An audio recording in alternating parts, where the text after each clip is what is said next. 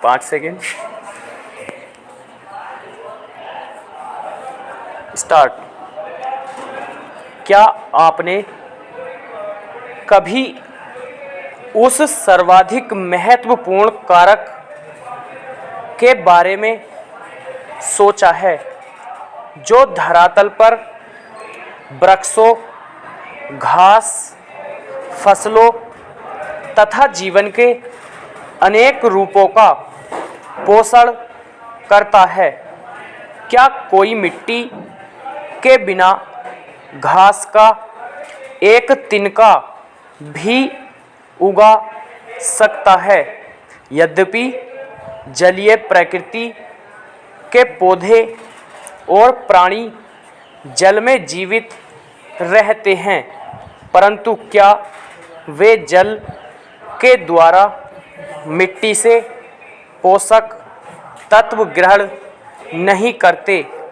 आप अनुभव कर सकते हैं कि मृदा भूपर्पटी की सबसे महत्वपूर्ण परत है। यह एक मूल्यवान संसाधन है। हमारा अधिकतर भोजन और वस्त्र मिट्टी में उगने वाली भूमि आधारित फसलों से प्राप्त होता है। दैनिक आवश्यकताओं की पूर्ति के लिए हम जिस मिट्टी पर निर्भर करते हैं उसका विकास हजारों वर्षों में होता है।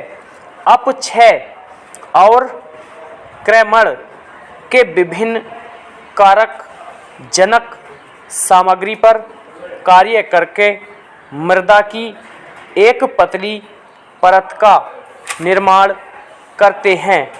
चेंज मृदा सेल, मलबा और जैव सामग्री का सम्मिश्रण होती है जो पृथ्वी की सतह पर विकसित होते हैं।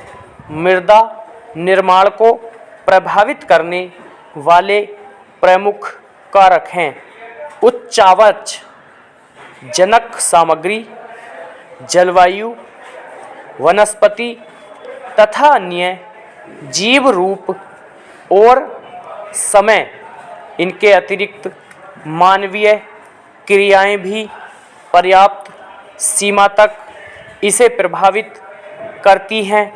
मृदा के घटक खनिज, कण, ह्यूमस, जल तथा वायु होते हैं।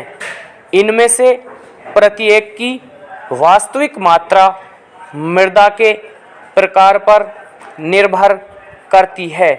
कुछ मृदाओं में इनमें से एक या अधिक घटक कम मात्रा में होता है, जबकि अन्य कुछ मृदाओं में इन घटकों का संयोजन भिन्न प्रकार का पाया जाता है। चेंज क्या आपने वन महोत्सव मनाते समय अपने स्कूल के मैदान में वृक्ष लगाने के लिए कभी गड्ढा खोदा है?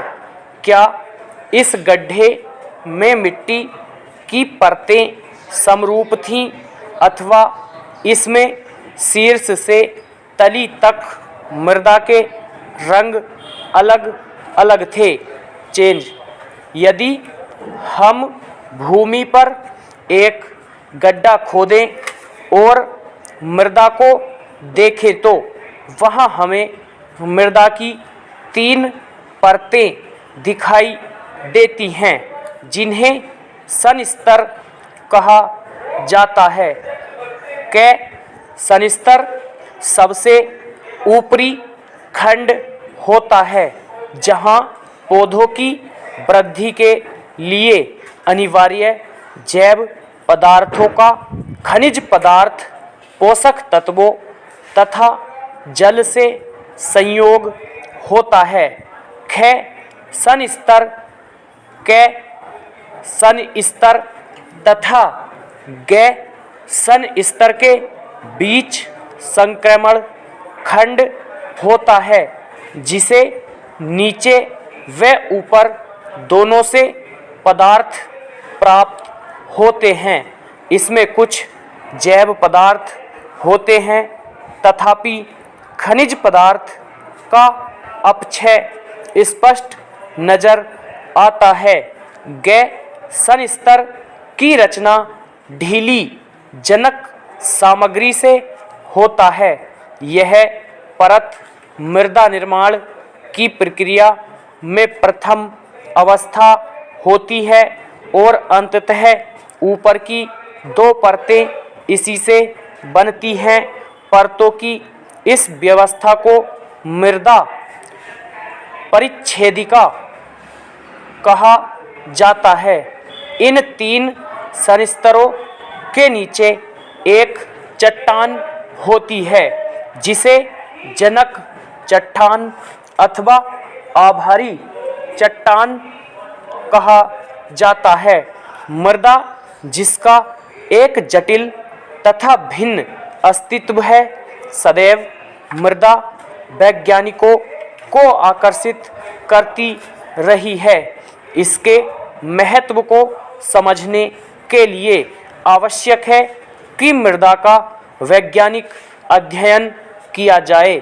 मृदा का वर्गीकरण इसी लक्ष्य को प्राप्त करने का एक प्रयास है। स्टॉप।